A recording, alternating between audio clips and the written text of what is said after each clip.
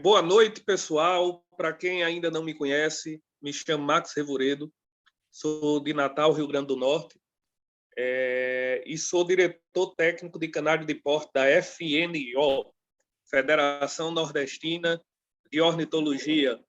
A gente está agora com um projeto bacana que visa difundir e incentivar ainda mais o segmento de porte. E o nome desse projeto nada mais é do que Importe, né? E é um projeto que a gente vai trazer aqui periodicamente, vai fazer o convite para um amigo criador, né, que seja referência em alguma raça de canário de porte no Brasil, para que esse venha aqui bater um papo aqui com a gente, descontraído, assim mesmo, em casa, no terraço, de forma bem amadora, por que não dizer, mas trazendo bastante conteúdo. Para esse nosso primeiro programa, para esse nosso primeiro encontro, a gente está trazendo aqui Lucas Melo, de São Paulo. O Lucas, ele cria Gloster há 10 anos, né? Cria canário desde a infância, mas Gloster, para concurso, ele já vem criando há pelo menos 10 anos. É um cara que trabalha muito a raça. E a escolha do Lucas é exatamente essa: começar pela raça mais popular de canário de porte no Nordeste, no Brasil e, quiçá, no mundo, o Gloster. Seja bem-vindo, meu amigo Lucas. É uma honra para mim, para a FNO, trazer você aqui para bater um papo aqui sobre a raça que você tanto ama, que eu propriamente gosto também. E vamos conversar um pouquinho aí sobre Gloster. Pode falar, meu amigo. Valeu, Max. Boa noite aí a galera que vai assistir depois, né? Bom dia, boa tarde ou boa noite, depende do horário que vai assistir. Eu agradeço muito, Max, o convite. Eu fico honrado. Eu acho que, na verdade, o convite não está na proporção do tamanho do criador. Eu acho que a responsabilidade está maior do que o que pede aqui o momento. Mas eu fico muito feliz, porque quando você falou que seria um papo descontraído e seria uma conversa, como nós conversamos quase sempre, né? E sempre sai uma boa conversa, um papo bem descontraído, prontamente eu topei, porque eu acho que é bem proveitoso. A raça, eu concordo, eu diria até que eu acho que ela é a mais criada no mundo, eu seria ousado e até arriscaria, né, isso daí. E eu diria ainda mais, Max, eu acho que é a raça que mais mais aproxima os criadores do porte, né? Novos criadores. A gente estamos aí no meio, então sempre está vendendo, sempre tem alguém procurando. E todo ano tem crescido o número de novos criadores que têm entrado nesse hobby aí e têm procurado a raça Gloster. Então, eu fico muito Show de feliz porque bola. eu gosto dela. Lucas, a honra é toda nossa. Antes da gente entrar propriamente na raça, eu queria, até para o pessoal que ainda não lhe conhece, né, conhecer um pouco mais sobre você quanto criador, né? Falar um pouco, queria que você falasse para a gente um pouquinho de qual é a sua realidade como criador hoje, né? Onde você cria, quantos casais você faz, quantos filhotes geralmente você tira por temporada, né? Se você usa ou não usa ama. Isso é um assunto que mais para frente a gente, no nosso bate-papo, com certeza a gente vai falar sobre ele, né? Então, fala assim um pouquinho da sua criação, desde quando você realmente começou a se dedicar para concurso e para raça, né? A gente falou aqui que você já cria raça pelo menos há 10 anos, mas eu acho que durante esses 10 anos teve um ponto aí que você deve ter dito: opa, agora o negócio está ficando sério e agora eu quero isso, isso e isso, né? A gente sabe que você é um cara altamente criterioso na seleção de suas aves, na formação do seu plantel, e eu queria que você falasse isso para a gente um pouquinho. A voz é sua, meu amigo. Boa, Max. Ó, hoje eu crio em casa. Teve um momento que eu criei com o meu pai, morava com meu pai, criava junto com ele, e aí dividia na criação eu, meu pai e minha mãe. Aí meu pai criava gíber, sempre gostou de gíber, espanholzinho, e a minha paixão era um pouquinho de tudo ali no começo e depois eu me dediquei bastante ao Gloucester. Mas como que começou mesmo isso, Max? Desde moleque, desde quando eu me conheço como gente, nós sempre tivemos canários em casa, assim, 10, 15 gaiolinhas. Meu pai trabalhava o dia todo, saía bem cedinho, chegava tarde, e eu ficava responsável. Coloca no sol, põe a banheira, assopra o alpiste, tal, coisas do tipo. E um dia mudou um vizinho novo ali do lado da casa do meu pai. A casa do meu pai era mais alta, que era sobrado. E um dia eu estava colocando os canários ali para tomar um sol. E eu vi que esse menino tinha várias gaiolas, Max. Criava de tudo, não só canário.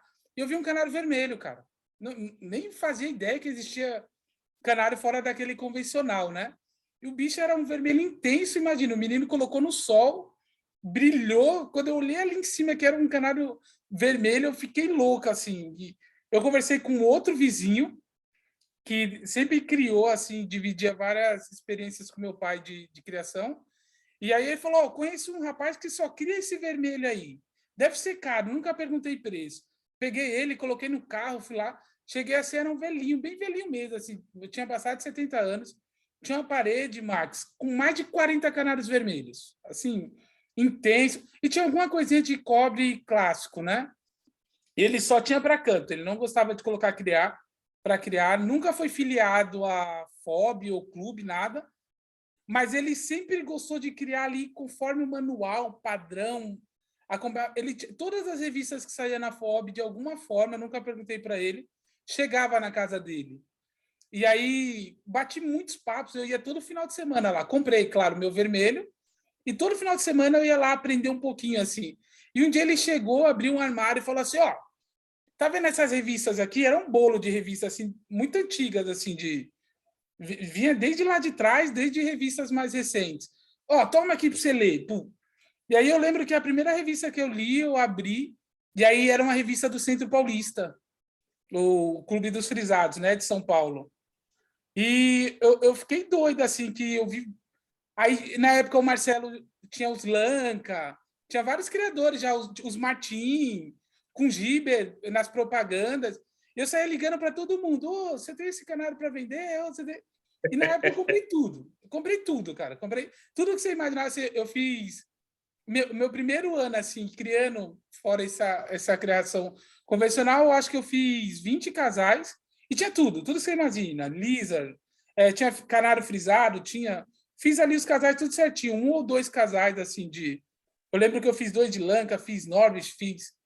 E um dia eu fui na casa do Roberto Salgado, bombeiro, muita gente conhece ele é diretor há muito tempo lá. E ele falou: você tem que se filiar no clube. Inclusive, com ele, eu comprei o primeiro casal de Gloucester. Aí eu cheguei um dia no clube, bem num dia de concurso. Aí é aquilo lá, começa a julgar, tá lá o Boris, né? Tá o Júnior, tá o César. Na época, eu acho que o César ainda era... Boris devia ser um menino nessa época. Ixi! E aí tá lá, e eu tô vendo o julgamento de longe, observando, e começa o parisiense, começa um, e fica transitando o pessoal. Começou o Gloucester. Parou tudo, Max. Parou tudo. Quem é do Centro Paulista sabe como é. Parou todo mundo assim, ó, colou todo mundo no vidro, tem um vidro lá assim. Eu fiquei assim, doido quando eu vi aquilo ali. Tipo assim, eu tomei um susto. Eu falei, nossa, caramba, essa raça deve ter alguma coisa de especial nela. E aí aquela brincadeira, aquela zoação, daquele dia ali em diante, eu acho que nasceu a paixão para valer pelo Gloucester. Aí no ano seguinte eu levei 3 canários, praticamente não fiz nada. E aí eu percebi, eu falei assim, cara, se quiser criar isso daqui, já está bem claro aqui no clube que vai ter que criar para valer. Pra você ter uma ideia, ia mais ou menos 1.000 canários de porte, de 300 para 400 era o tal do Gloucester. E aí eu fui na casa do Dorival, né? Naquela pesquisa, e vai... A grande referência no Brasil durante muito, muito, muito tempo, né? O Dorival, para quem não conhece, é o Dorival Bissoli, né? É uma referência para quem cria Gloucester no Brasil. Ele, junto com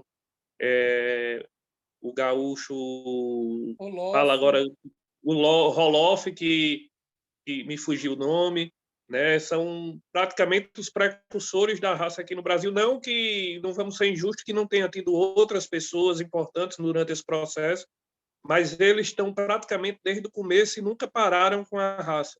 né? São Eu faria ressalva dois... também, Max, porque o Dorival ele me cobra quando eu falo isso que você está falando. Ele fala muito do Ari. Também ele cobra o Isso, Ari.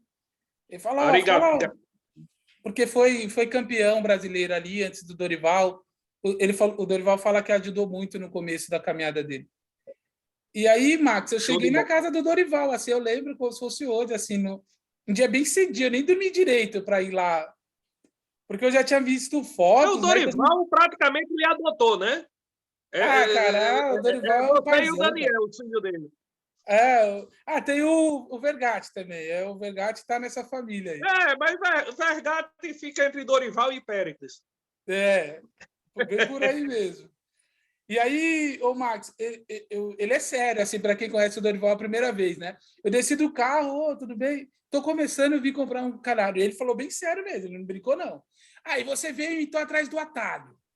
Ele falou assim, eu tomei um susto, assim, porque ele é meio sério, assim, o Dorival. Aí eu subi lá, ele já tinha casalado tudo.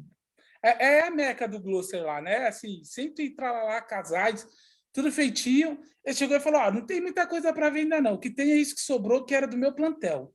Não é muito barato, porque era do plantel e tal, é canário reserva, eu consigo separar 3 casais para você. Não era caro, eu lembro que eu paguei R$ 250 à época. Isso há quase 10 anos atrás. Comprei, levei, eram os canários adultos, e aí foi dito e feito, cara. O primeiro ano que eu levei filhotes desse canário foi um campeão no clube. Aí deu campeão no clube, eu cheguei a ser campeão da série. Então, aquilo que era... E dali para cá, vem sempre investindo tanto em conhecimento técnico, quanto aves, né, de qualidade, plantel, acompanhamento, mas aí eu acho que é o início. O start é É bem por verdade. aí. Para quem não sabe também, e é importante a gente falar e fazer esse registro, o Lucas ele faz parte da diretoria do AGB, Amigos Gloucester Brasil, que é um clube especializado na raça, né? E é um clube que vem fazendo um trabalho bacana de divulgação e de aglutinação de criadores da raça no Brasil. E é um trabalho importante que precisa ser visto, e vocês ainda vão ouvir falar muito. Quem gosta de Gloucester vai ainda ouvir falar muito. Se não ouviu ainda, vai ouvir falar muito ainda nesse clube, né? Lucas, e hoje? Como é que está a sua criação? Me fala aí. Quantos casais?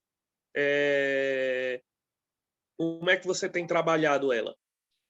Ô, Max, hoje eu vou falar pelo ano que está fechando agora, né? O ano de criação. Eu fiz 60 casais, 60 casais das aves nacionais. Não tenho ama, que foi uma pergunta que você fez lá no início, eu não trabalho com ama.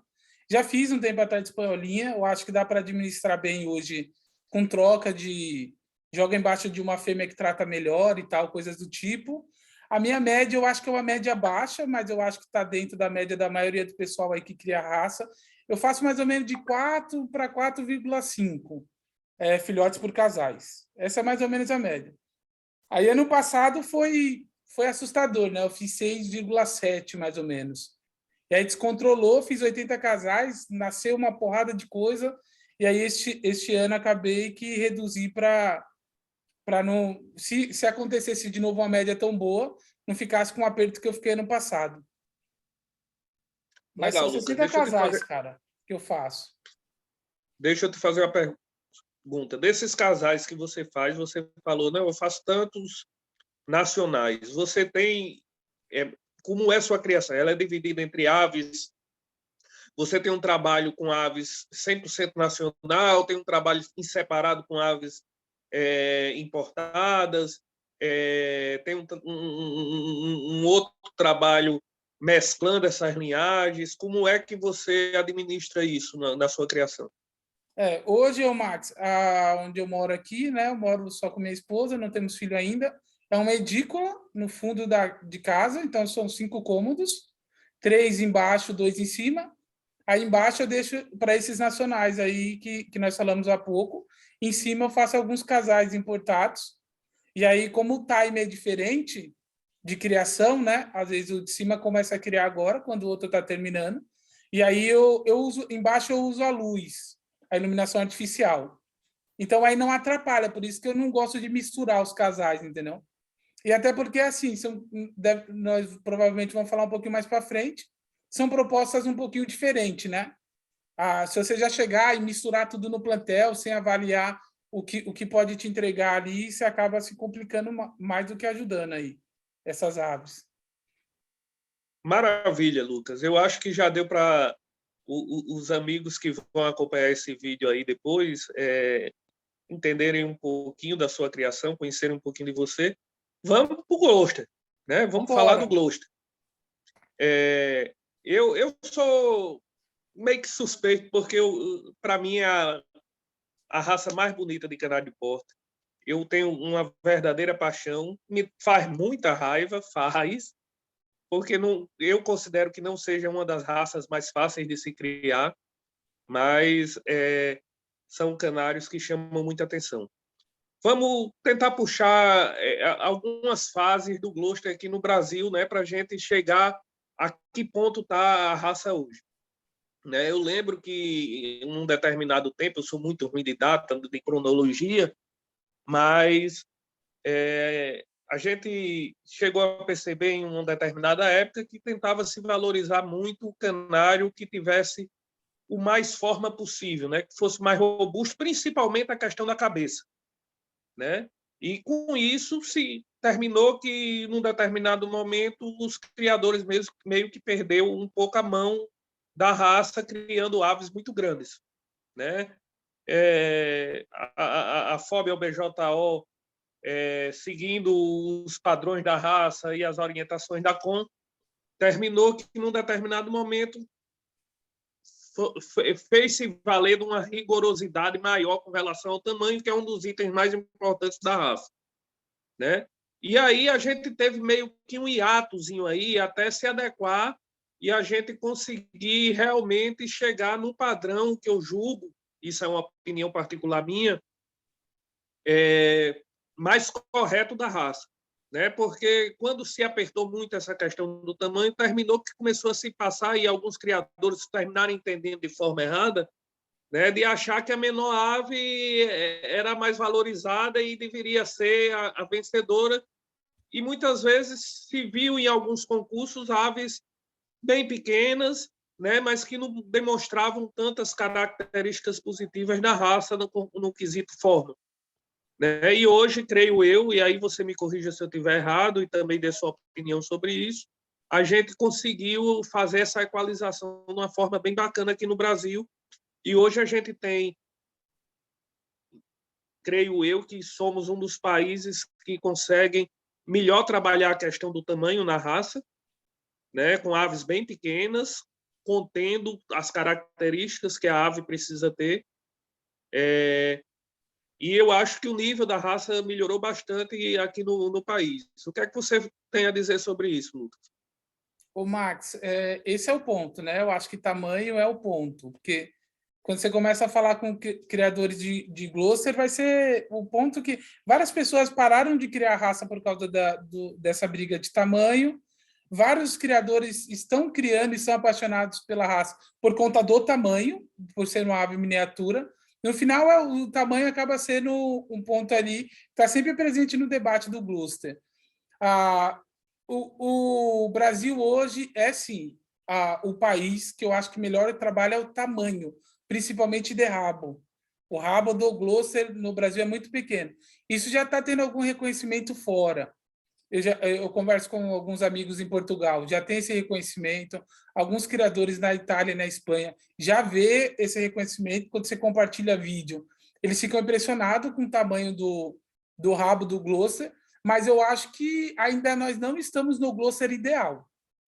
Isso que você falou é bem importante. Assim, pediu o tamanho e algumas pessoas só olhou para o tamanho. Eu acho que vale esse mesmo alerta. Hoje nós não olhamos só para o tamanho, já estamos evoluindo em outras frentes. Mas para falar assim, o Brasil é o país que hoje tem um dos melhores Gloucester no mundo. Eu acho que tem outros itens que deve trabalhar, mas o tamanho já agrada muito, cara. Impressiona. Impressiona. Tá no mudo, Max. Agora está me escutando. Isso, chegou. Então, vamos emendar aí na sua deixa e vamos lá. O que é que a gente precisa olhar com mais atenção para os glosters aqui no Brasil? O que é que lá fora ainda tem que nos causa inveja nessa raça?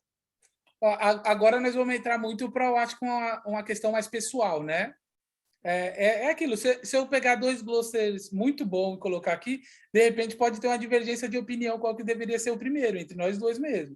Mas, na minha opinião, eu gosto muito da plumagem dos canários lá fora. O Gloucester impressiona, cara, tem...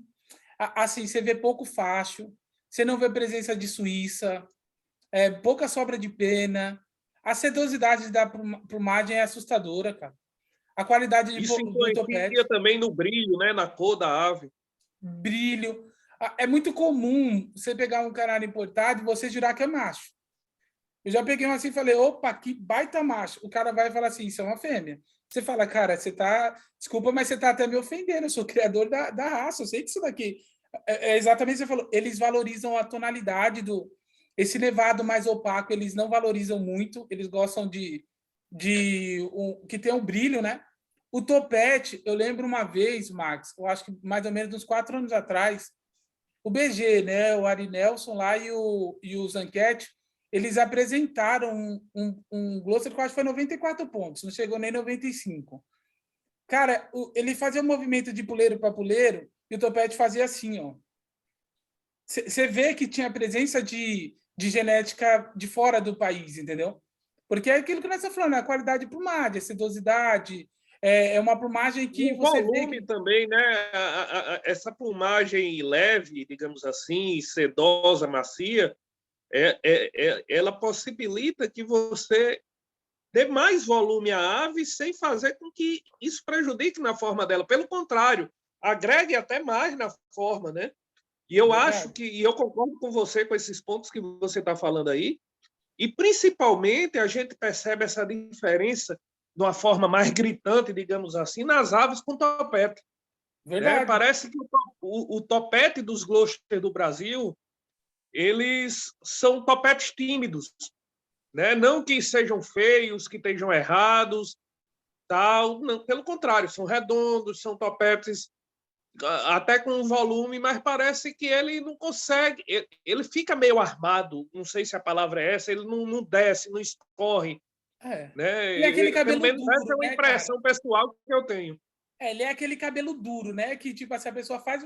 Vai pra lá, pra cá, parece que o topete fica preso assim. Agora, isso. Agora, o Max, a observação que vale aí, eu acho que é esse ajuste que teve agora na raça, né? Que valorizou mais, passou a ter mais pontuação a plumagem, saiu de 15 para 20, igualou, né, nos outros principais itens de julgamento. Cara, eu gostei muito, porque assim, tirou da onde esses pontos? Da posição. Tipo assim, a posição, você tirou 5 pontos da posição. Tá aqui, posição era 10, né? Isso, 10 passou 5. Eu achei que foi um baita ganho, porque a posição ok, tem lá o seu valor, mas não é o que peca mais a raça. E quando se aumenta o valor da plumagem, acaba sendo um item de maior atenção dos criadores. Eu gostei muito dessa mudança aí. E 5 pontos ainda, você tem como penalizar uma ave que esteja numa posição errônea, né? Você Perfeito. tem como tirar 2 pontos ali. Ó, tirei 2 pontos aqui de posição. Ela não chega na posição, mas isso não vai fazer, e eu concordo com você, nunca dela um mau gosto. Se ela for top em todos os outros aspectos, por mais que ela não tenha a posição ideal, você vai olhar para ela e vai bater o olho e vai dizer, puta, que gosto da porra. Né? Opa, falei até um pi. Na edição a gente bota um pi aqui.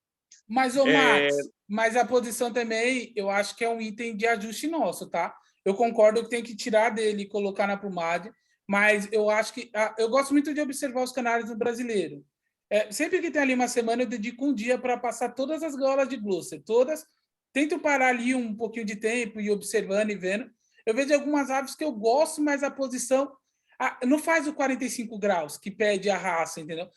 Ele tem uma genética e ela é muito difundida aí no Brasil, porque ela tem várias qualidades, essa ave, esse criador, e acaba vendendo muito, porque tem mais qualidade do que defeito. Mas pouca gente percebe que ela é um pouquinho mais baixa, cara. É uma ave um pouquinho mais achatada, um pouquinho mais próxima do puleiro. Pelos outros itens que são muito, muito bons, acaba nem todos percebendo isso. Mas o ideal é que o Glosser tenha 7,5 centímetros de altura. Porque é uma conta. Se é 11 centímetros com 45 graus, vai dar mais ou menos isso. Então, se você consegue ter uma ave que faça esse movimento com 45 graus, aí fecharia legal a posição também. Já que nós falamos um pouquinho de posição. Mas voltando, Max, plumagem. Eu acho que 2 pontos. Plumagem, uma coisa que nós evoluímos muito, mas eles ainda estão na frente, é largura, forma.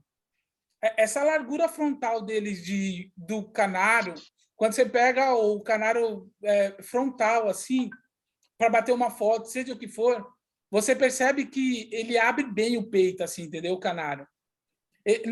Provavelmente a maioria dessas aves olhadas de cima, elas são largas, né? Ela chama muita atenção. Então, acho que esses são os 2 pontos. Não, né?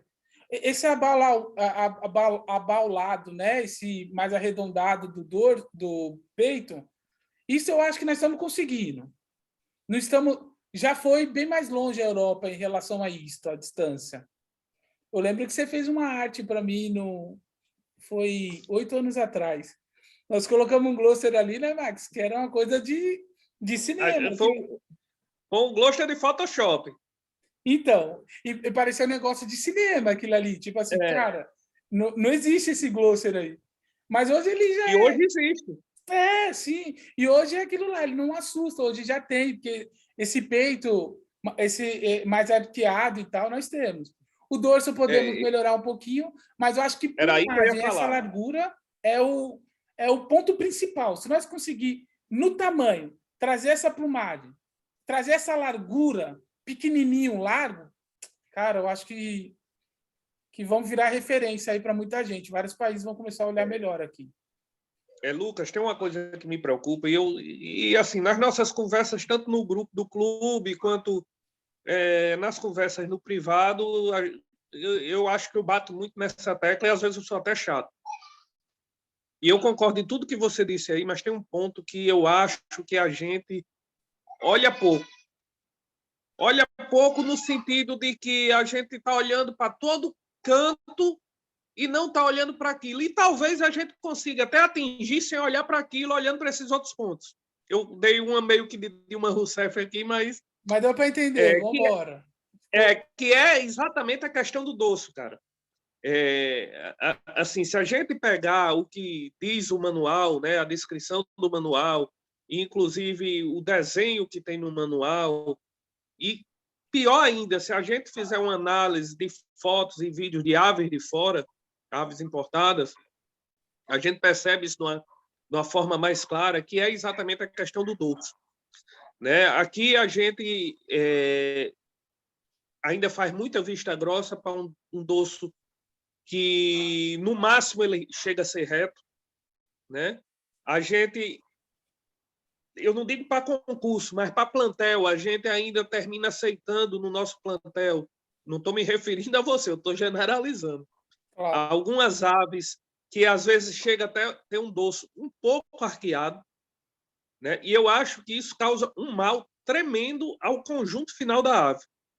Enquanto lá, né, o desleixo que eles têm, digamos assim, que é com relação a tamanho, que às vezes eles terminam deixando passar aves um pouco acima do que deveria ser em termos de tamanho, por olharem muito para outros pontos, eu acho que esse é um ponto que aqui no Brasil a gente peca, que é no carinho, no esmero de olhar para essa questão do dorso. Né? Talvez a gente seja questão de prioridade, né? A gente está tentando evoluir em outros pontos e quando evoluir, talvez a gente comece a olhar para isso mais lá na frente. Mas isso me chama muita atenção, sabia? Não, de fato. Ô, Max, eu acho que assim, essa questão mais para concavidade, ela tem sumido um pouquinho mais, que é o dito dorso selado, né? Falava muito isso à época. Ele tem sumido um pouquinho mais, o tal do dito dorso selado. Mas eu acho que ele está muito dorso reto, tem muito. E agora, para você fazer esse dorso mais cheio, que é o que pede o manual, eu acho que é um trabalho, cara. Eu nem acho que vai acontecer de forma muito natural, não. É um trabalho bem rigoroso e bem sério. Inclusive, um dia eu conversei sobre isso com o Dorival e E ele falou a mesma coisa, Max. Sumiu aqui, Max. Não sei se é a minha internet. Opa, não, eu que fui acessar aqui o WhatsApp para responder e terminei fechando a tela aqui sem Não, querer. tranquilo. E aí, ele mesmo falou isso, que é um item bem difícil de trabalhar. Esse dorso mais cheio é... Eu gostei muito uma vez, você fez uma arte, uma brincadeirinha de ficar trabalhando esse dorso cheio com... Fez alguma coisa no programa e ficou tipo como se fosse um riffzinho, né? Aumenta, Exato. aumenta. E aí, É, quando, naquele riff, dá para você ver como faz a toda a diferença diferença, que causa, né? né? De dorso. Mas é um É, item, eu concordo. Adicionaria ele dentro de coisas que tem na Europa e nós precisaríamos trabalhar aqui. Concordo. show de bola. Pessoal, vou pedir a vocês aqui uma pausazinha bem rapidinha, já já a gente volta aqui de novo. Talvez na edição a gente consiga nem fazer vocês perceberem essa pausa, mas é 2 minutinhos, Lucas, 2 minutinhos só para mim resolver um negócio aqui Boa, rapidinho. Bem, não comercial. vou nem fechar nada, só para você pausar a gravação. Valeu. E aí, pessoal, voltamos aqui para o nosso bate-papo. Lucas, vamos começar a entrar em outras searas da grande raça, aliás, grande, pequena, como queiram, Gloucester. Uma coisa que a gente percebe, e isso é inegável, né? Cada raça tem suas características e essas características terminam se adequando melhor a determinadas classes dentro daquela raça. Né? É inegável que os Gloucesters melânicos, de um modo geral, ou os pintados melânicos, tendem você consegue mais facilmente trabalhar essas características do que outras variações, outras classes. Né? Por exemplo, os Gloucesters completamente lipo ou pintados lipo já é mais difícil, os intensos também. Né? Mas a gente também vem percebendo uma evolução, né? A gente já consegue ver aves formidáveis nessas outras classes. No seu canario, né? No seu planejamento, na sua criação, como você trabalha essa questão das classes? Você faz casais pensando somente na forma, no padrão do canário. Lógico que isso a gente vai ter sempre como primeiro plano, mas assim, o que é tentar ser mais objetivo? Você faz casais só para tirar lipo, por exemplo? Você faz casais só para tirar intenso? Ou você vai acasalando, nasceu um lipo, beleza, show de bola, tal, mas aqui o que eu fiz foi pensando no Gloucester como um todo. Como é que você pensa e planeja isso na sua criação? Ô, Max, hoje eu tenho valorizado mais qualidade do que propriamente cores e classes e coisas do tipo. Então, só para você ter uma ideia, de 60 casais, só um casal teria a possibilidade de tirar intenso linha clara, né? Quando eu falo intenso linha clara, intenso lipo, intenso pintado lipo. Então, ou seja, só um. Se aquele casal não criar, eu não vou ter para concurso intenso. Dois motivos. Eu acho que o primeiro é assim, tem que fazer um trabalho muito sério. Não adianta ali só... Eu penso que um dia eu vou me dedicar para linha intenso linha clara, porque eu gosto. Mas hoje eu acho que eu estou trabalhando mais branco, pintado, melânico já, eu acho que eu já tenho alguma coisa mais próximo do meu gosto. Então, dentro dessa pergunta, assim, não viso classe, mas eu tenho trabalhado hoje mais do que qualidade, cara. Eu vou acasalando, vou primeiro separando o plantel, vou fazendo sempre muita conta ali no plantel, voadeira, legal, 15 brancos, linha clara, show. 15 amarelo pintado, show. Para você ter uma ideia, um pouquinho de venda para tentar criar uma balança, mas se tiver que ficar 30 melânicos e 10 lipo, porque os 30 melânicos têm muito mais qualidade do que 15 lipos e 25 melânicos, paciência, cara. Mas hoje, no Brasil em geral, eu acho que tem reduzido essa distância de melânico para a linha clara. O Barbosa, o Joãozinho, apresentou um branco pintado espetacular no tempo atrás. Um branco limpo também lá, que foi campeão dentro de Pirassununga e veio vindo campeão em tudo. Cara, parece que se apresentou o Melânico. Eu lembro que eu estava andando no corredor com o Daniel Bissoli, mas andando assim, conversando no brasileiro. Eu bati o olho assim na gaiola, tava todos os brancos. Foi o último brasileiro que mudou assim, penúltimo, né? Eu bati assim o olho na gaiola e falei, olha isso daqui, Daniel. Não tem como um canário desse não ganhar. O canário era branco limpo, mas tinha muita coisa de melânico, entendeu? Forma, cabeça, assim. Não deu outra. Foi para a mesa lá com 50 canários, ponta da mesa. Então você vê que já tem uma galerinha trabalhando um pouquinho. Rafael Ferrão, cara, é um menino que, por ter um criador, Rafael Ferrão, na Espanha, criador de Gloucester, às vezes as pessoas confundem. Mas ele esse aqui no Brasil, ele é da Como, que é ali em Osasco, o clube, e ele, por 2 anos aí, os 2 últimos brasileiros, fora este, né? Ele fez campeão lipo, na amarelo, lipo, sem topete, ele foi lá, e você olha assim para as canárias antes do julgamento, você fala, cara, quem vai ganhar disso daqui? Então já tem Eu uma lembro, galerinha, entendeu? Agora, o intenso você, não. O intenso não, você, claro. você falando disso, eu me lembrei de um quarteto de Gloucester sem topete, lipo, amarelo nevado, do Jangos, do Jungos, né, do Pedro Jungos, Pedro. que, Era bom que era também, né, claro, hein? formidável, bem pequenininho, bem redondinho, bem igualzinho, tinha uma plumagem, não sobrava um facho aquele quarteto. E até hoje eu me lembro, acho que foi até capa de uma das revistas do Brasil Ornitológico, aquele quarteto dele. Cara, ainda bem que você lembrou, porque é uma injustiça. Porque quando você vai falando o nome, é complicado, né? Porque o Pedro, cara, branco lipo, era espetacular na época que ele se dedicava para valer no Gloucester, porque ele foi migrando um pouco para o Fife, né? E um Isso. pouquinho antes dele ficar doente aí, ele estava tentando retomar o Gloucester e tal, mas já tinha aberto um pouquinho a mão para dedicar no Fife. Mas ele tinha uns branco lipo espetaculares, cara. Era toda vez que levava assim branco, amarelo, igual que você falou, valia a pena separar ali. Cara, qual é a gaiola do Pedro? Deixa eu ver ali o que ele trouxe. Tem uma galera que já tem se dedicado. Amarelo, branco, agora intenso, linha clara. Eu conheço o Veloso. Agora me fugiu o nome, o outro nome dele. Mas é Veloso lá do Rio de Janeiro. Ele é lá do Marcelo Azevedo, do clube. Ele gosta muito de intenso, cara. Ele fez o intenso campeão brasileiro não muito tempo atrás aí, um brasileiro antes da pandemia, e ele veio para a BCO, chegou a pontuar uns intensos linha clara. Não sei se ele deu continuidade.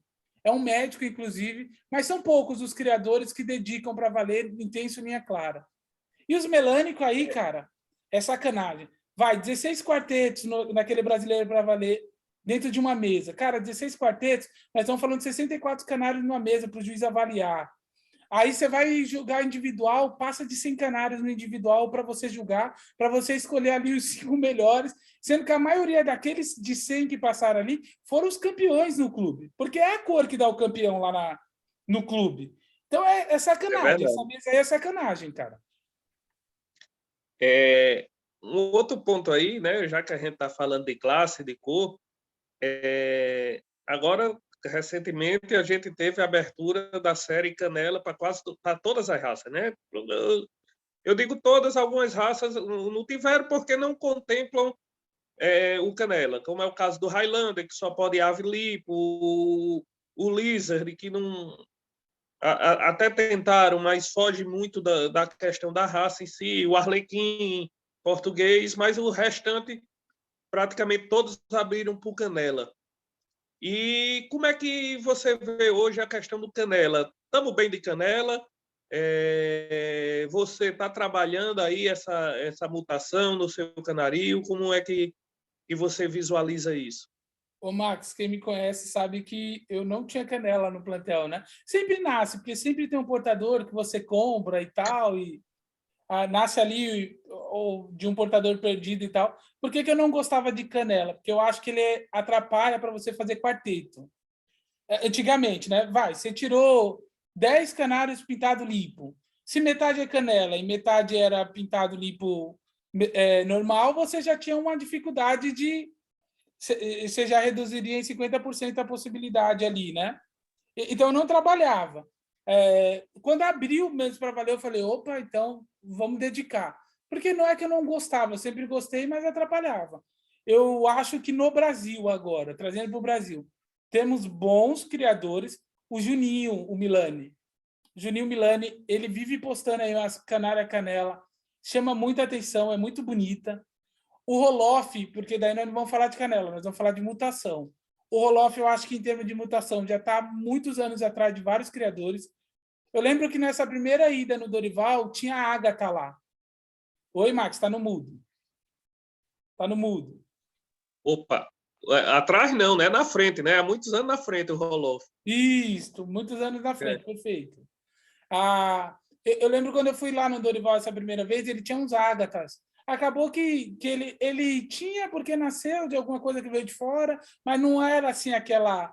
O Roloff, não. Eu fui no Roloff agora, eu saí de São Paulo e só fui para o Roloff, porque às vezes as pessoas vão ali para Redondeza, ali Canela e tal, Gramados.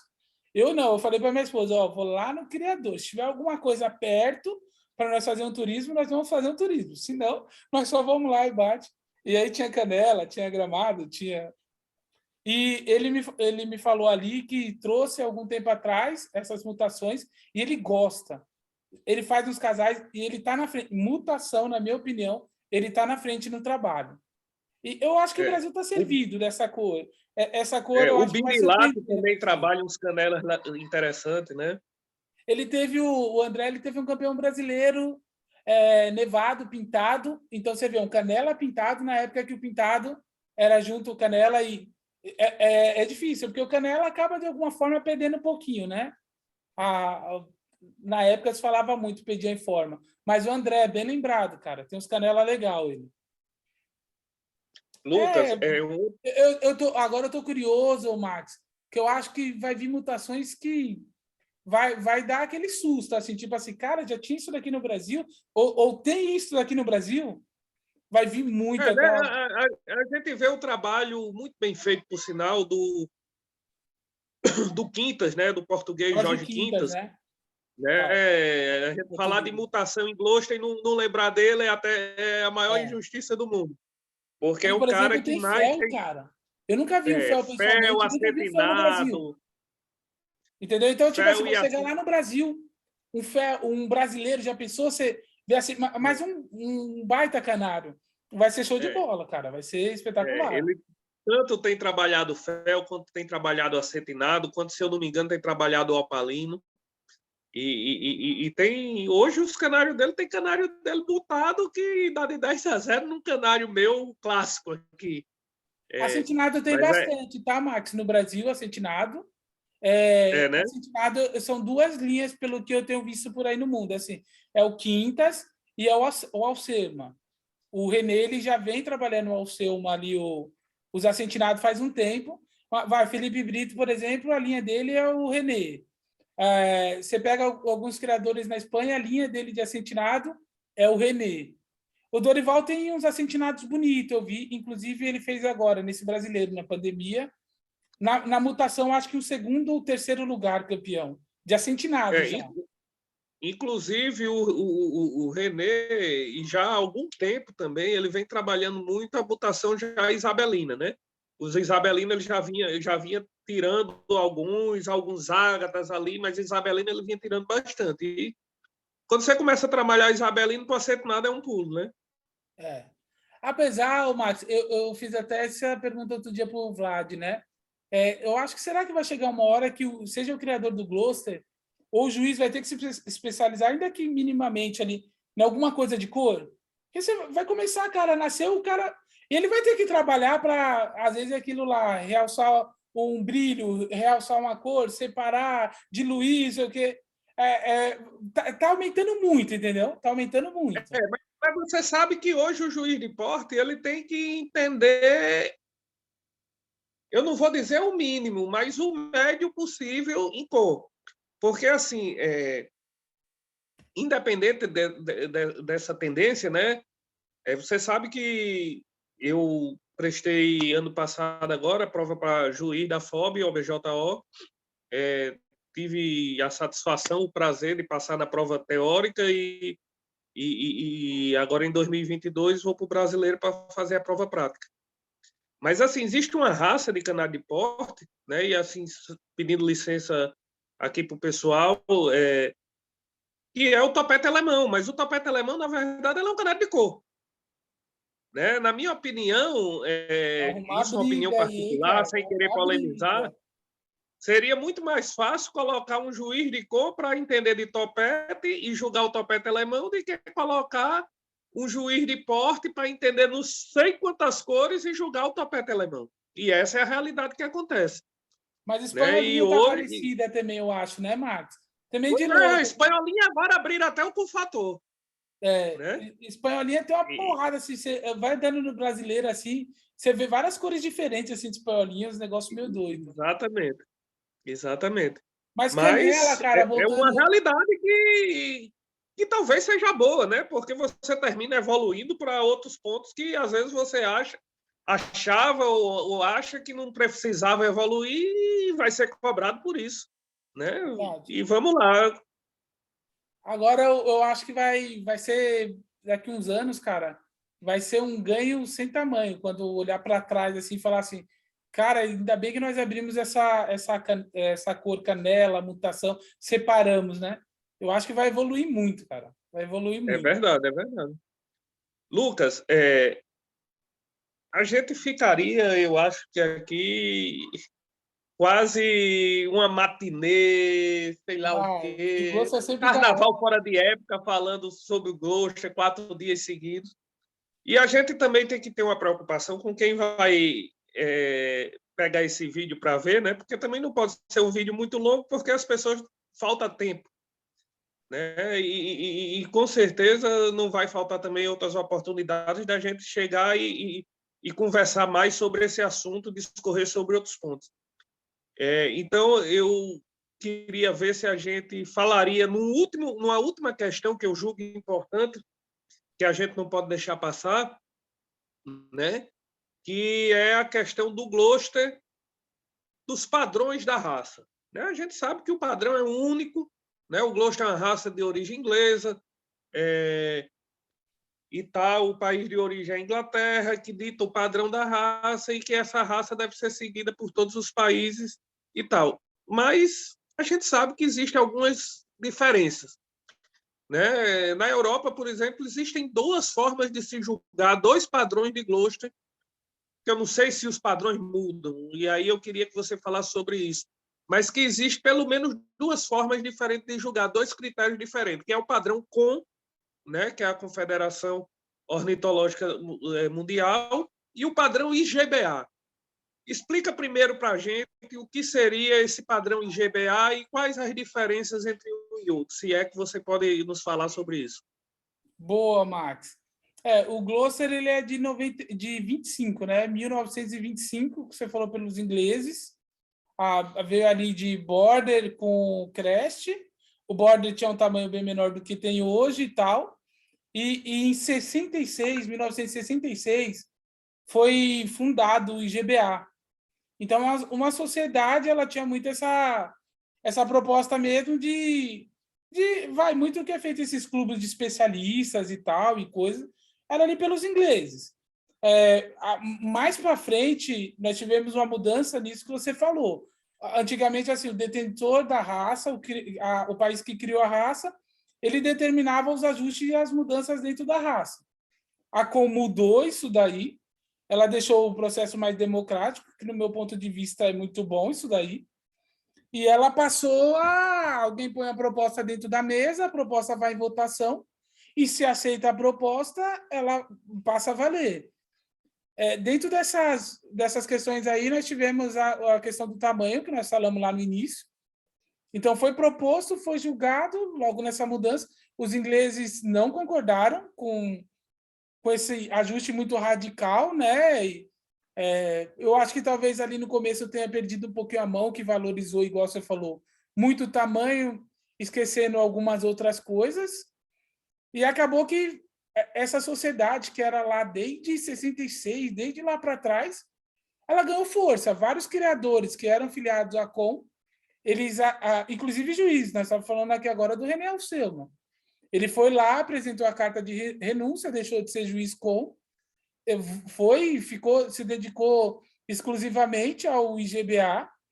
Hoje na Europa, então, assim, quem cria Gloucester, ele tem essas duas vertentes, né? Ou ele cria para levar para expor no IGBA, ou ele cria para levar para expor na COM. Aí, tem diferenças? Tem. Diferenças elas têm em todos os pontos que faz e compõe um campeonato. Então, desde dias, a maioria do IGBA são on-day, então é tudo assim, levou a ave, no mesmo dia você traz a ave de volta. Então, o pessoal já gosta muito. Tem criador, por exemplo, que eu conheço europeu, que só leva para o IGBA porque leva e traz no mesmo dia, como chega a ficar lá 7 dias, parecido com alguma coisa do brasileiro. Tem questão de gaiola, tem questão de várias outras coisas que diferencia ali. Agora, o ponto principal, na minha opinião, Max, ali seria o critério de julgamento, né?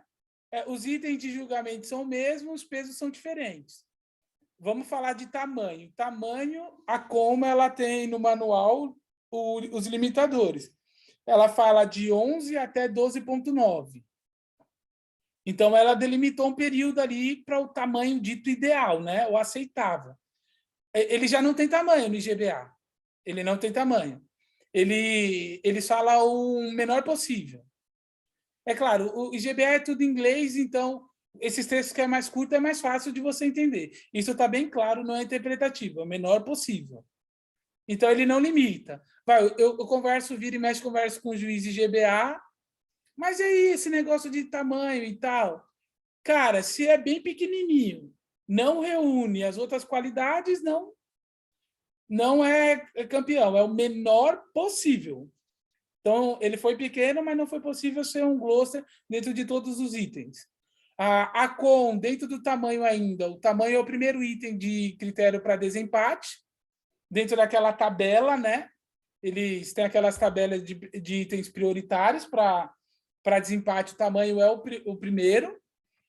E tem a questão da própria distribuição de pontos. Nós estamos falando aí, o Gloucester na COM, ele tem essas quatro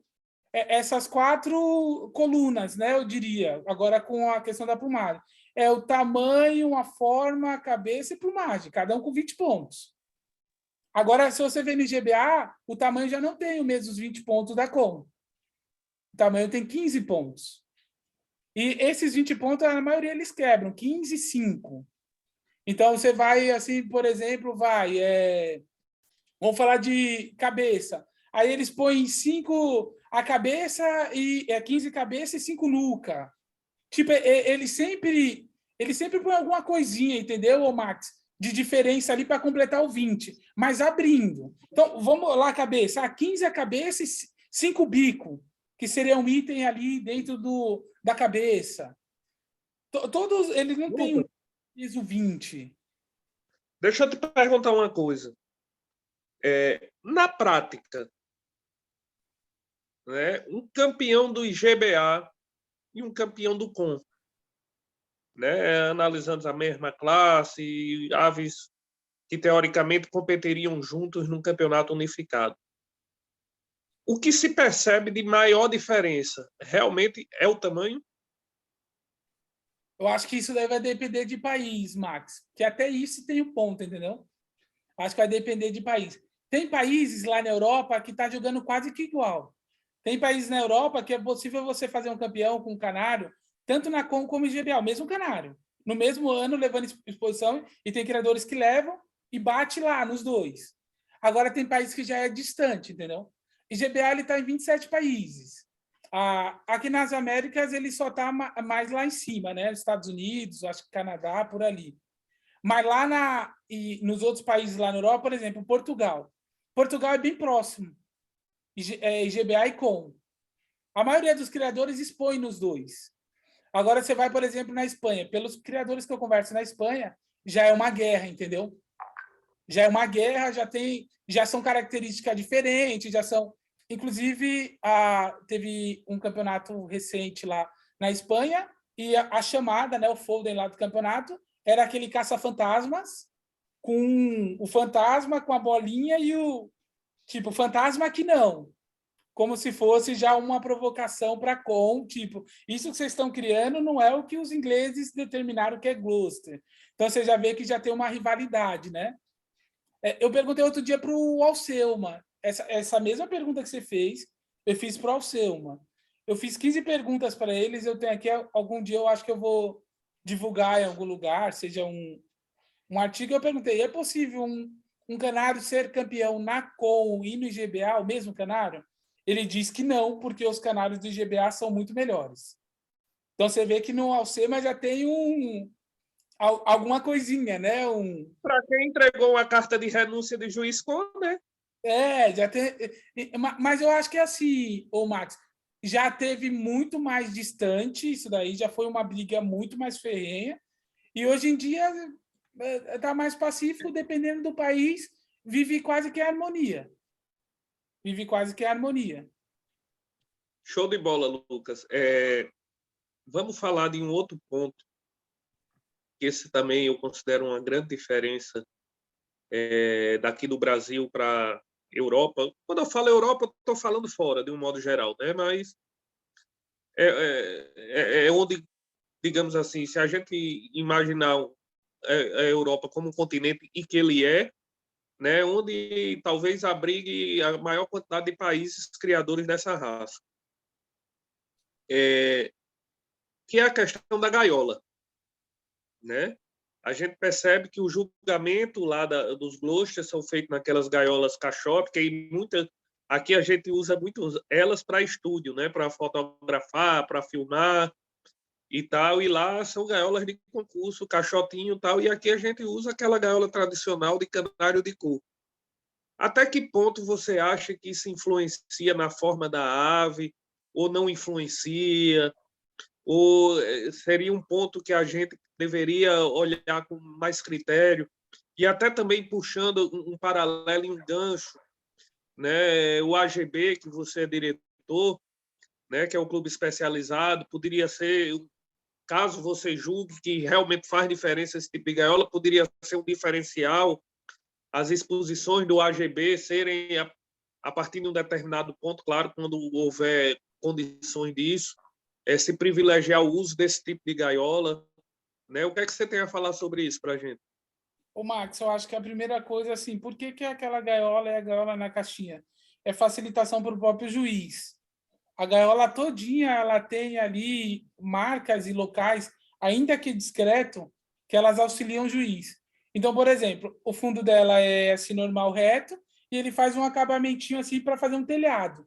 Essa dobra entre o reto e o telhado determina a linha da posição do gloss, dos 45 graus. Então, o juiz está olhando de frente, ele está vendo a disposição da ave dentro da linha da posição que ela teria que se comportar, que é aqueles 7,5 centímetros que nós estávamos falando. Então, ela já é feita todinha assim, de uma forma que você possa rastrear alguns itens de defeito que, às vezes, é mais complicado tirar no olho.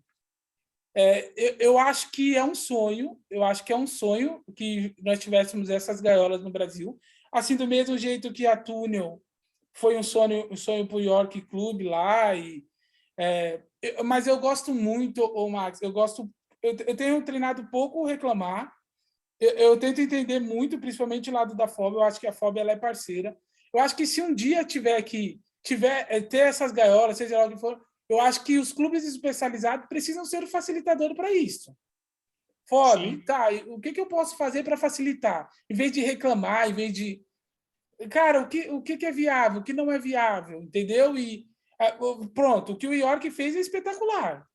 Foi lá, comprou as gaiolas, fez a doação, e eu acho que no futuro não muito distante, pelo menos no aberto, nós vamos ter esse modelo de gaiola. Pelo menos para começar por ele, entendeu? Show de bola, Lucas. Eu queria só novamente lhe agradecer esse bate-papo. Eu acho que para quem cria Gloucester, isso tem um valor imenso, porque na pior das hipóteses ele vai chegar, olhar esse vídeo e discordar de um bocado de coisa que a gente disse, mas pelo menos tem um ponto de partida para discordar. Para o criador nordestino, mais ainda, né? Porque, ao contrário do que muita gente pensa, tem muita gente boa aqui no Nordeste criando. Agora, nós moramos e vivemos num país de dimensões continentais, e nem sempre o criador do Nordeste tem condições de levar suas aves ou participar de um brasileiro, que é onde está focado todos os holofotes da ornitologia nacional.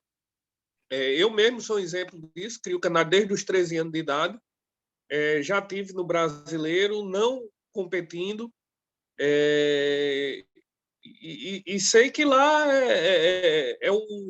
a vitrine de tudo, mas que para a gente que mora distante, que trabalha, tem sempre um complicador a mais. Queria agradecer a você, queria agradecer ao trabalho que o AGB vem fazendo com o presidente Rafael Carone, com muitas pessoas aí da diretoria, vale a pena lembrar do Wilton também, grande criador da raça, né? E a gente podia até... Eu vou cometer esse ato de coragem de tentar lembrar de algumas pessoas aqui que a gente não pode deixar de falar quando o assunto é Gloster. Né? A gente já falou do Dorival, já falou do Zanquete, do BG, né? Já falou do Roloff, do Pedro, do seu Ari, do Capretes, amigão aí, parceiro da gente, cara que sempre criou com o máximo de critério possível, o Vergate, o Vladimir, que é um glosteiro nato, né?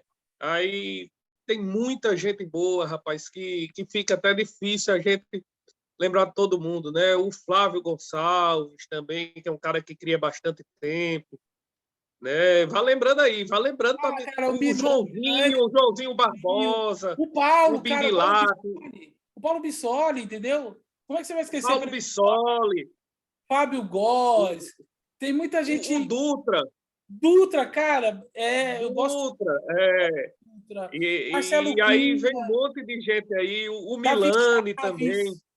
O Barbosa nós citamos aqui, Davi Chaves, eu sou admirador do trabalho que ele faz, todo ano faz um campeão lá. O Vinícius, cara, tem muita gente. O menino entendeu? De Brasília, cara, como é o nome dele que me fugiu agora? O GT, Júnior Torres, cara. Júnior Torres, tem muita gente boa aí que merece ser lembrada e que a gente... campeão também no Brasil, trabalho da hora. E nos perdoem o lapso de memória e se a gente esqueceu alguém, mas a intenção não é excluir ninguém. Eu acho que também o Max, o Flávio, que é lá do clube, está sempre contribuindo, ajudando lá, movimentando. Eu acho o Fernando, Marcelo Cunha. Fernando. Tem uns criadores também que não estão lá no clube, Max, mas eu acho que assim, do ecossistema. Eu acho que... o Keitel.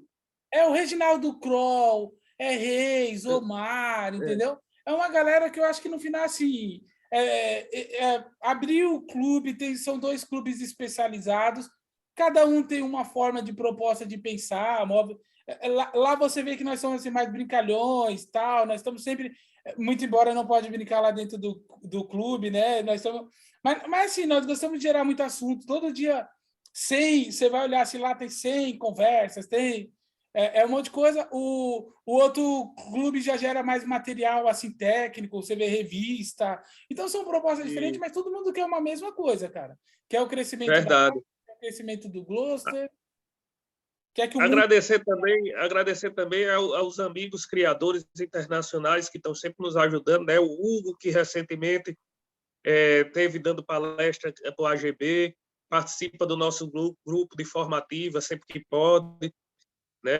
Tem o Felipe Brito, que é parceirão seu aí, verdade, né? O Renê, que a gente falou também, e vários outros criadores aí. Queria agradecer. Tem o Javier, tem muita gente. Os italianos não conversam muito porque eles são pessoas mais fechadas, né? Mas são criadores admiradores, sempre que dá ajudam, tem muita gente boa por aí, cara. Esse é o lado bom também da raça, né, Max? A gente esqueceu aí também o luso brasileiro, o Zé Ramos, né? Pô, Que José está Ramos, no grupo cara. da gente, né? É aquilo lá que você Pois é, falou. Quando a vai gente vai nessa esquecer brincadeira de muita gente e citar, vai lembrar depois. essa brincadeira de citar, mas eu acho que vale um abraço para todo mundo. E tá É. todo mundo unido aí para fazer a raça crescer. Eu vou reforçar de novo o agradecimento, Max. Eu acho que é um privilégio. Vou acompanhar aí, mesmo não sendo amante de todas as raças. Hoje eu me dedico de forma bem fiel ao Gloucester, mas com certeza vai aparecer várias pessoas aqui, muito gente boa, e vou querer acompanhar, sim. E sucesso aí Show para a de bola, galera. show de bola. E a gente queria deixar também uma mensagem para o criador de porte do Nordeste, né? Que exponha suas aves, né? Participe dos concursos do seu clube. Esse ano a gente, se Deus quiser e o Covid permitir, vamos estar retomando o nosso Nordestão, que tem, digamos assim, o status do brasileiro do Nordeste, né? Onde a gente se encontra. Agradecer à FNO, a Federação Nordestina de Ornitologia, que vem desempenhando e vai fazer ainda um papel muito bacana aí pela ornitologia do Nordeste. E é isso, meu amigo. Ô, Max, já que você Agradecer de falou, coração. só para não passar, desculpa, você falou, eu acho que vale citar também alguns bons criadores aí de Gloucester no Nordeste. Pessoas que valem Show de prestar bola. atenção. Temos o Calanguinho, lá em Recife. Abraão, rapaz, Tem o Abraão. Abraão A gente não aí, podia come pelas falar de beiradas. gosto e não falar dele. Nós temos a Alain aí em Natal.